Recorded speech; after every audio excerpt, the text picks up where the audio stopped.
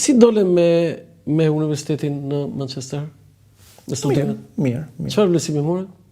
Po aty ka një vlerësim, një renditje tjetër, nuk është E di si është. çështje nota. Si dole ti?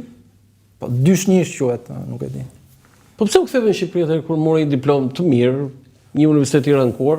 Ka dy shkaqe kryesore, domethënë për të qenë i sinqert, në radhë parë s'duhet haruar që unë u diplomova vitin 2009 dhe në vitin 2008 ishte kriza e madhe financiare globale, si thua, kështu që në 2009 ishte kulmi i efekteve të saj sa i përket shkurtimit vendeve të punës në gjitha sektorët. Unë për më tepër nuk kisha, pra isha me pasaportë shqiptare dhe nuk kisha të drejtë, duhej një procedurë më e gjatë dhe mendova që po kthehem përkohësisht në Shqipëri edhe për shkak se prindrit e mi janë të profesionit të ndërtimit të arkitekturës dhe mund të merrja një eksperiencë profesionale ndoshta disi më të shpejt, me synimin gjithmonë për të u rikthyer.